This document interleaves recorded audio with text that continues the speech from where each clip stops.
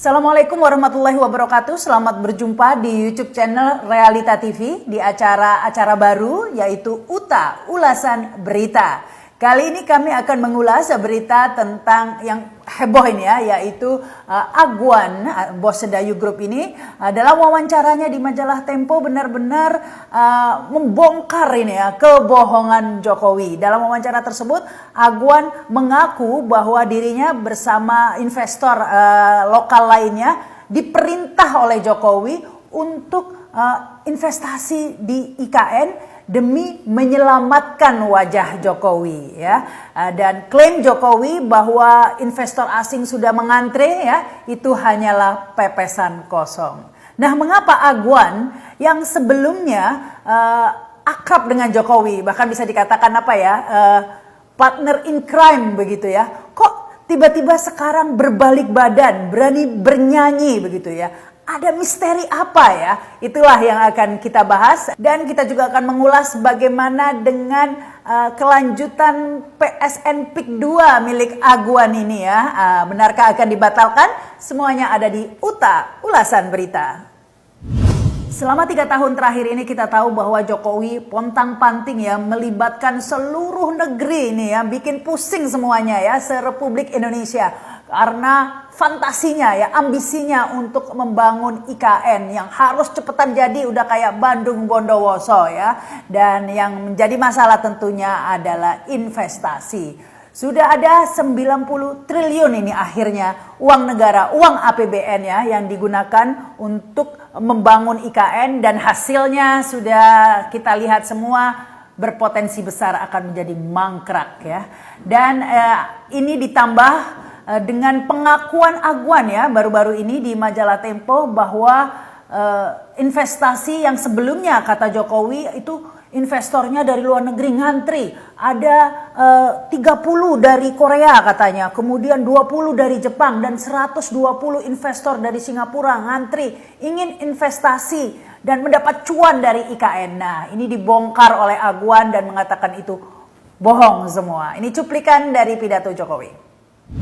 Oleh sebab itu, saya mengucapkan terima kasih kepada Pak Agwan dan kawan-kawan yang hadir pada sore hari ini. Ini memberikan confidence, memberikan rasa percaya diri pada Nusantara bahwa ini sangat diminati oleh investor. Dulu kita tawar-tawarkan pada diem. Begitu sekarang ada yang masuk, ini konsorsium, beliau-beliau ini masuk, Pak saya kok enggak ditawari Pak, saya kok enggak diajak Pak. Gimana sih, dulu sudah dikumpulin, kita jajak pasar enggak sekali 2 kali loh. Telah datang dari Korea beberapa bulan yang lalu 30 investor. Dari Jepang kurang lebih 40 investor. Dan dari Singapura 120 investor sudah ke sini. Jauh-jauh mereka ke sini pasti ada kalkulasinya, pasti ada hitung-hitungannya. Kemarin juga baru saja dari Uni Emirat Arab juga datang. Setelah datang langsung nemuin saya. Artinya apa? Tertarik.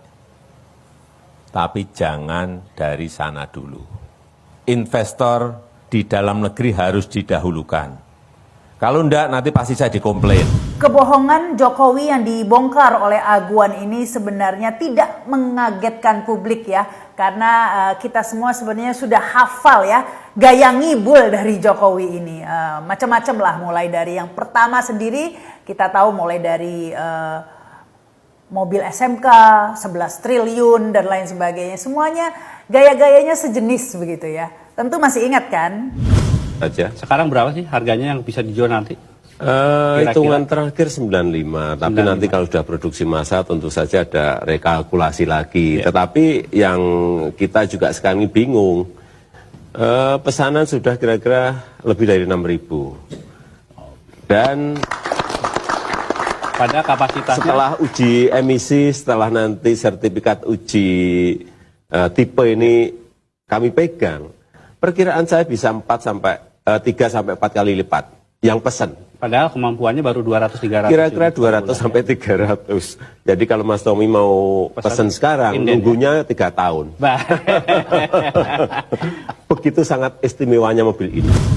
Yang kedua, saya ingin mengingatkan, uang tadi kan banyak sekali di luar.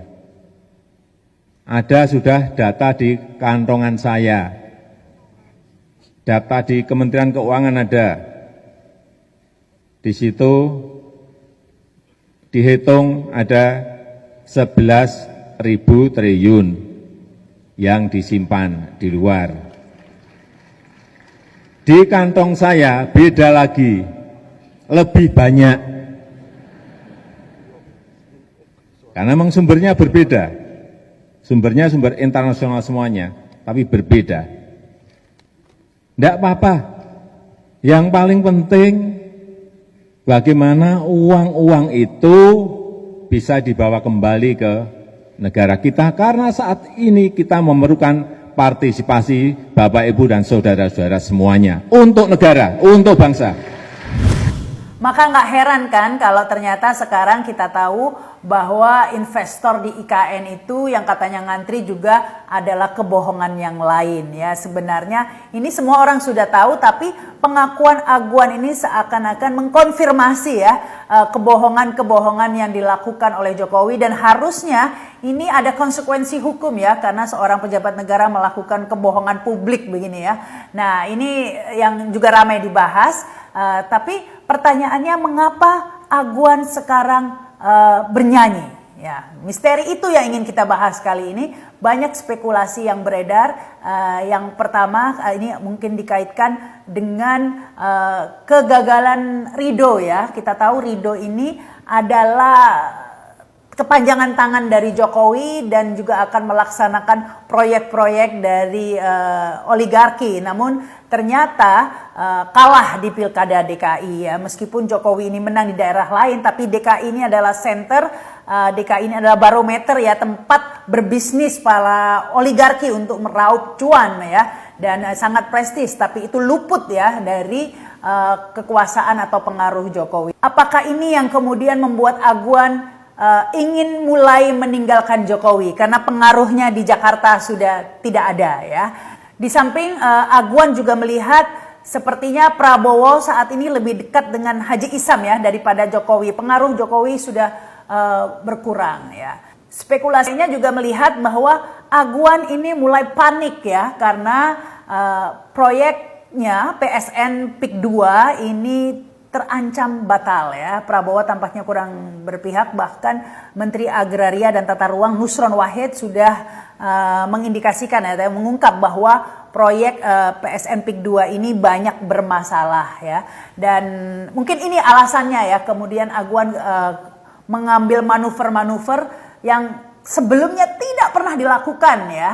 Bahkan setelah melakukan manuver ini tampaknya Agwan menyesal begitu ya, sehingga bagian legal dari Agung Sedayu ini mengontak Tempo untuk merubah statementnya dan mengganti judulnya. Namun Tempo karena sudah mengecek di rekamannya dan memang itu yang dikatakan oleh Agwan, menolak untuk merevisi beritanya. Jadi tetap dengan berita yang pertama itu, menyelamatkan wajah Jokowinya.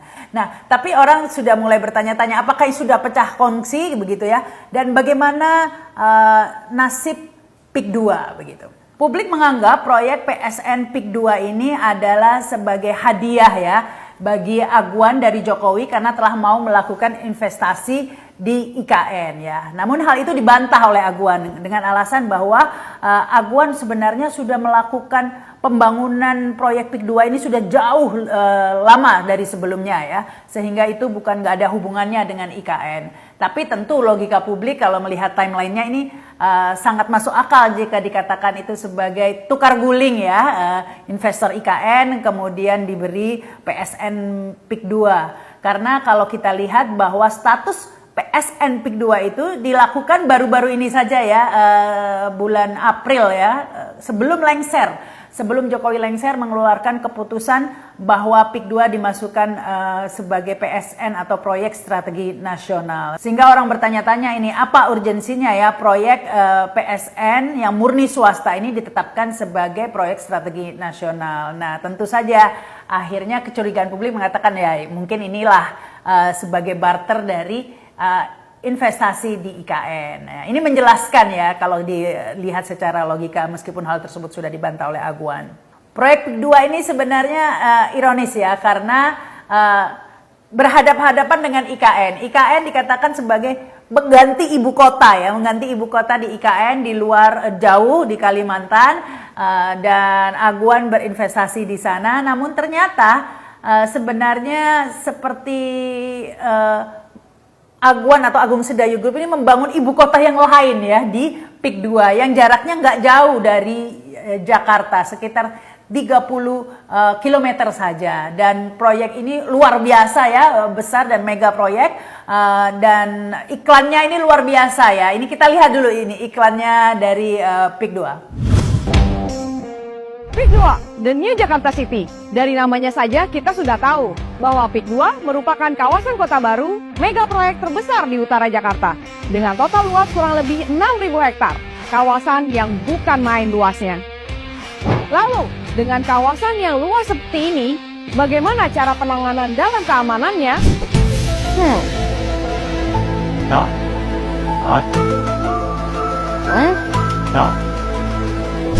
Di kawasan PIK 2 terdapat markas-markas dari 4 angkatan, darat, laut, udara, dan kepolisian. Pertama, Subsektor Kosambi yang dalam proses peningkatan menjadi Mapolsek Kosambi Polres Tangerang Kota. Kedua, yang sedang dalam proses pembangunan Batalion A Pelopor, Satuan Brimopolda Metro Jaya yang berada di Jalan Jenderal Sudirman dan sudah groundbreaking pada tanggal 5 April 2023 lalu. Dihadiri langsung oleh Bapak Kapolri Jenderal Listio Sigit Prabowo beserta jajaran kepolisian Metro Jaya dan Satuan Brimob Polda Metro Jaya. Ketiga, rencananya akan hadir Makorem 052 Wijaya Krama atau Markas Komando Resort Militer yang merupakan komando pembinaan dan operasional kewilayahan TNI Angkatan Darat yang berada di Jalan Jenderal Sudirman. Penyerahan lahan ini sudah dilaksanakan pada HUT RI ke-78 tahun 2023 lalu dan dihadiri oleh Bapak Kasat Jenderal TNI Dr. Haji Dudung Abdurrahman beserta jajaran TNI Angkatan Darat. Keempat, bertempat di Riverwalk Island, rencananya terdapat markas Marinir TNI Angkatan Laut yang bertugas melakukan operasi amfibi, pertahanan pantai, pengamanan pulau terluar, pembinaan potensi maritim, serta pembinaan kekuatan dan kesiapan operasi Satuan Marinir. Selain itu, adanya kamera pengawas atau CCTV yang mengawasi secara rinci seluruh kawasan PIK 2, dikendalikan secara efektif dari jarak jauh, dan setiap sudut lokasi semua terlihat jelas secara real time dan dimonitoring di Master Control Room yang siaga selama 24 jam.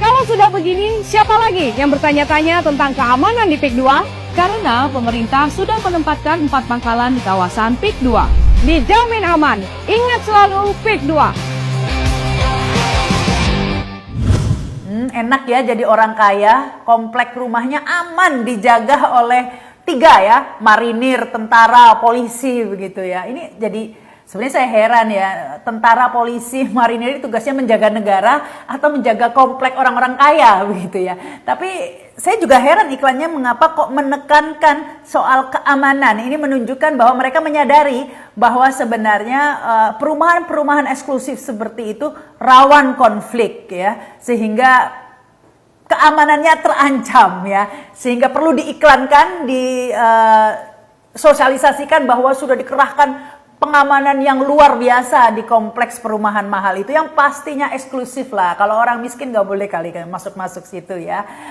Kalau orang miskin jangan lagi diamankan, yang ada disemprot gas air mata loh. Ya ini menimbulkan kecemburuan yang pasti ya, sangat eksklusif. Untuk masuk sekarang saja ini sudah penuh portal ya kalau kita ke PIK 2 itu.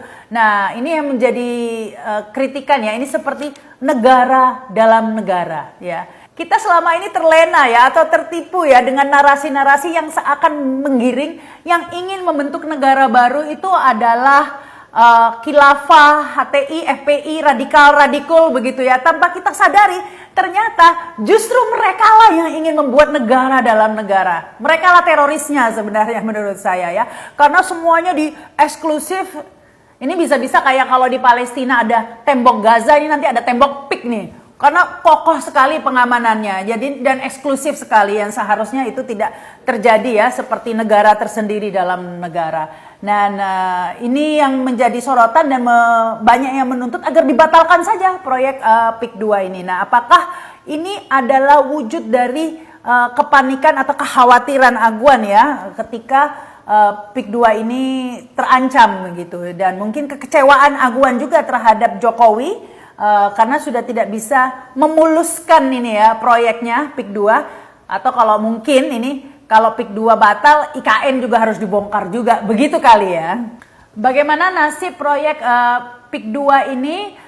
Akankah berjalan dengan rencananya yang luar biasa, yang sangat matang, akan dibangun sirkuit Formula One dan fasilitas-fasilitas lux lainnya di sana ya. Tapi kalau saya terus terang ya, kalau saya jadi tanya ya, kira-kira ada pribumi nggak ya yang akan tinggal di sana? Ya, ini karena sudah menjadi rahasia umum ya, perumahan-perumahan semacam itu menjadi eksklusif etnis tertentu ya. Karena kita tahu ya, Indonesia ini adalah negara tempat imigran Cina terbesar di dunia, paling banyak di Indonesia, sehingga wajar paling banyak butuh tempat atau perumahan-perumahan semacam itu ya. Karena sebelumnya kan di Jakarta ada reklamasi yang seandainya Ridho terpilih mungkin akan dilanjutkan, tapi itu gagal, sehingga sekarang itu memang PIK 2 akan dibuat sebagai perumahan-perumahan yang eksklusif. Nah, ini yang juga terancam gagal. Kalau kita lihat karakteristik dari perumahan ini memang sudah jelas ya kalau akan direncanakan sebagai perumahan eksklusif untuk etnis tertentu ya, karena seperti biasa dekat bandara gitu ya, dan keamanannya luar biasa tadi ya, sehingga ini untuk mencegah seandainya kejadian di tahun 98 terulang, mereka gampang kabur ke bandara begitu ya, dan keamanannya juga terjamin. Tapi gencarnya perlawanan publik ya terhadap proyek PIK 2 ini tentu saja berpengaruh ya terhadap calon pembeli di PIK 2 ya, karena khawatir jika keamanannya terancam jika terjadi konflik ya. Apakah proyek PIK 2 ini akan batal atau terus lanjut? Tentunya ini tergantung Prabowo ya, bagaimana sikapnya, dan juga tergantung kita ya untuk terus melakukan perlawanan ya. Tentunya kita tidak ingin rakyat-rakyat Indonesia, rakyat miskin Indonesia terus dipinggirkan, penduduk Indonesia dipinggirkan, kemudian diganti dengan perumahan mewah untuk ditempati oleh penduduk asing, begitu pastinya.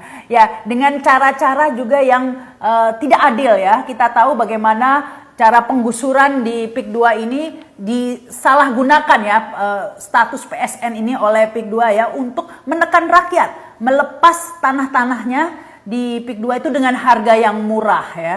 Dan ini yang harus kita lawan, sehingga ketidakadilan di PIK 2 ini harus dihentikan ya. Kalau menurut pendapat kalian seperti apa? Silahkan tulis di komen.